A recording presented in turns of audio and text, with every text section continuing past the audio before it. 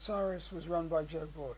What he figured out was that there could be a good spin-off side business by publishing the posters and selling them. And I think that for a few short years he did quite well. Lasted for a few years as far as I know. We found a couple of very good designers, Nigel Weymouth and Michael English, and more or less shut them in a room and said, "We'll let you out when you've designed a poster for us." And they did some really amazing stuff. Those guys had pretty much a free hand. As for the way the printing was done, as far as I know, Joe looked around and he found a company up Kentish Town who screen printed posters for cinemas. They were quite big. Nigel and Michael wanted rainbow printing.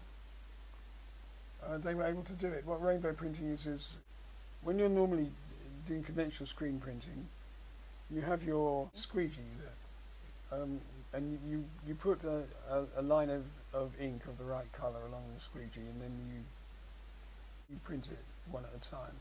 What Joe got the printers to do was to put different blobs of different coloured ink next to each other on the screen print, so that when you pulled the squeegee down, the inks gave a gradual effect, which you call like rainbow, and that was an innovation at the time. But the designs of posters that they did were very suited to that sort of treatment. I can't remember how Joe and I originally ran into Nigel and Michael, but it was very fruitful. They worked very well together as a two-person team, and the stuff that they were producing was absolutely brilliant.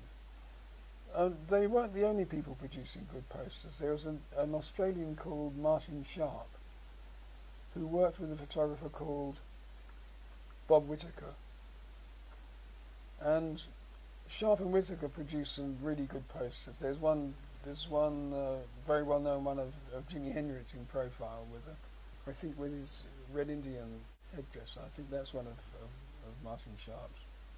And Mike McKinney was another designer who he didn't work under a name like Hapshash, but he did the original poster for the 14-hour Technicolor Dream.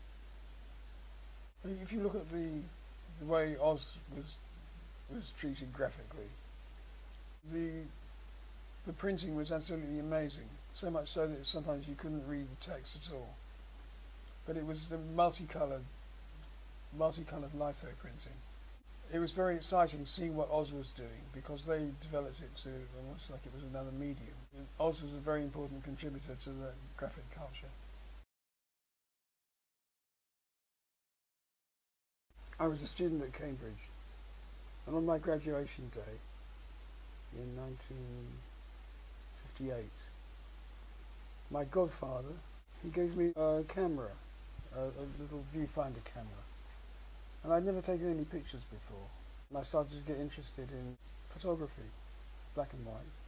Got my first job working as an experimental officer in the Harwell nuclear place.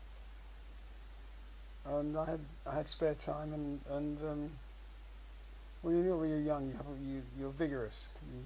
After I graduated from Cambridge, I went and lived in Oxford for a year. There were occasional demonstrations or marches about the American air bases, which were in the vicinity of Oxford. I naturally went on these sort of marches, just out of interest, and because I don't think killing people is a good way to behave. I naturally fell in with people of like mind. Yeah, well, for instance, Mike Horowitz, who's a poet, and he had a cottage, a place where lots of creative people would come and stay for the weekend, and there'd be parties there, and they would meet. And what you'd say nowadays, Mike was very well networked. Allen Ginsberg, I met when he came to London in 1965. Ginsberg was the focal point of a whole scene, really. There were the beat poets, Gregory Corso, Lawrence Ferlinghetti, and then there was William Burroughs. But I was very fond of jazz. Yeah. Covering jazz clubs with a camera, I had the chance to earn some money by working for the music papers. In particular, there was one called Melody Maker. The UFO Club came about really as an attempt to transfer the psychedelic experience. What that means is, if you've taken LSD, to translate that into a form where people would recognise it and would respond to it, but in the framework of a nightclub. So UFO used to happen on Friday nights, all night, once a week, in a club in the Tottenham Court Road. And it got to be very popular, probably because we were doing light shows with rock bands, which hadn't really been done before to any degree, so it was something new. You were never quite sure what was going to happen. I mean, okay, so the Pink Floyd might be billed and they would definitely come on and play, but in between there could be other bands, or there might be someone doing a bit of poetry. And it became for a while a meeting place for people who were into that stuff.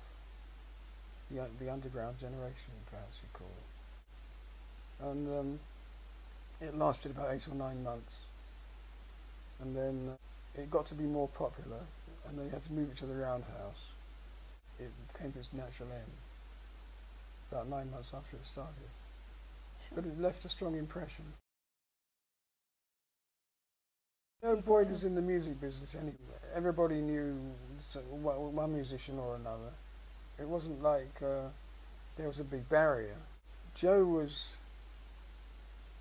in charge of the musical side of it, if you like. I mean, he booked in the Pink Floyd and the Soft Machine and other good bands. I was more to do with the other stuff, keeping it running. And when he first came to London, I think it was about 1963 or 64, and we ran into each other somehow, and he was looking for a place to stay. We had a mutual interest in music. He was managing a blues tour for a promoter called George Wein, who ran the Newport Jazz Festival. Due to Joe's hospitality, he invited me to cover one of the Newport Jazz Festivals in 1965. It was a loose organisation that a bunch of us started because we felt, rightly or wrongly, that we might be able to help people that didn't have much education background, which could cover almost anything: music, woodwork, photography, English. I was the secretary of it, which basically meant that I had to pay for the printing of the newsletter. And I was getting rather short of money at the time, and I couldn't afford to support the London Free School. So I decided to hold a benefit at the local church hall. A band came along to play. It was called the Pink Floyd. People also arrived, some Americans, with a little light show. And that's where the first band with light show happened, in the church hall under the auspices of the London Free School. There was a small group of us who were involved in the Albert Hall poetry reading in 1965. A lot of us needed a communication medium because there was a gap between what the straight media covered and what was going on. We decided to try to start a paper, and we called it International Times. And it was a fortnightly, and the first issue came out, I think, at the end of October in 1966. It got to be popular because it was quite useful. It talked about crash pads, culture, theatre, art, drugs, police, all sorts of stuff. But the people who were running the paper were quite articulate and reasonably well informed, or you say we were well networked. Well, there was UFO, which I was a partner in, and Joe Boyd being the other partner. Yeah. There was the International Times, where I was one of about 4 or 5 people who actually got it together and did it. In 1967, the paper got busted for obscenity, and that was a bit of a crisis, to put it mildly.